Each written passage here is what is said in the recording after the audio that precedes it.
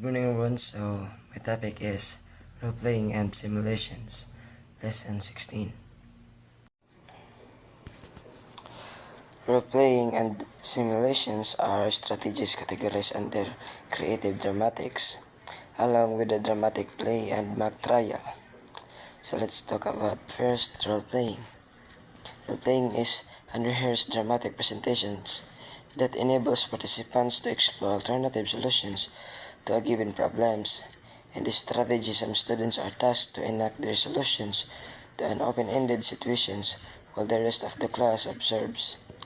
Role-playing exercise gives students the opportunity to assume that role of a person's or act out a given situations.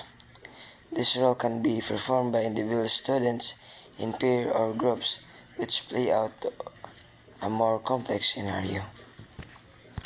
On the other hand, simulations is a strategy that provides representations of phenomenon, events, or issues that exist or existed in real world, usually in the form of game. It may come to forms, computerized and non-computerized. Here the objective may be to solve a problem, to arrive at a decision, to experience a situation or feel the consequence. While role-play and simulations have characteristics, they may overlap when implemented in the classroom. Activities the role-playing and simulations activities that are required the students to present solutions to real-world problems through dramatizations fall under these two strategies. Role-playing and simulations are forms of experiential learning that allows the students to explore concept, practice skills, relate to others, see multiple perspectives, and engage various modes of learning in the classroom. Role-play and simulations are found also in experiential learning theory by Dewey and Kolb, which believe that students learn best when they are presented with concrete experience they can reflect on, analyze, and test in new situations. In social studies, these two strategies are useful examining concept, controversial issues, and topics that entails an examination of belief, attitudes, and moral decisions. So there are 5 steps that roleplay and simulations can both be implemented through this.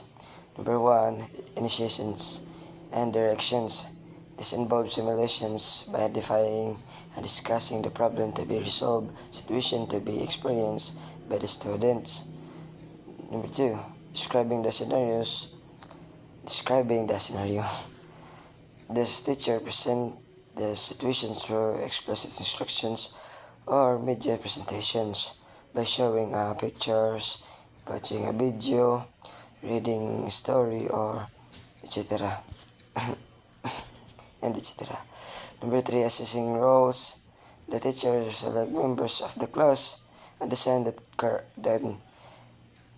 then assign characters.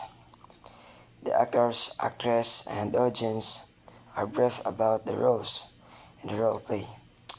A short rehearsal may take place before proceeding to next part.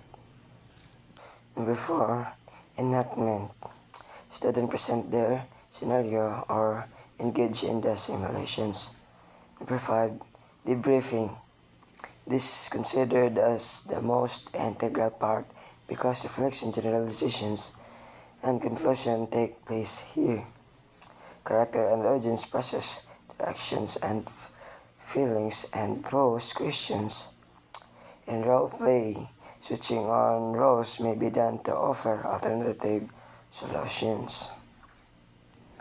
Roleplay and simulations present many advantages. The reason why it is a popular strategy among social studies teachers. First, they make abstract concept and idea more concrete by letting the students experience them in safe and non-threatening way. Aside from promoting critical thinking and decision-making skills, they are also useful helping students develop sense of empathy and social awareness. Students do not only offer solutions to real-world problems and come up with sound decisions, but they have to think of how others might feel and what consequence they may face. Lastly, implementing this strategy in classroom makes students highly enthusiastic and motivated. The requirements to act are experienced.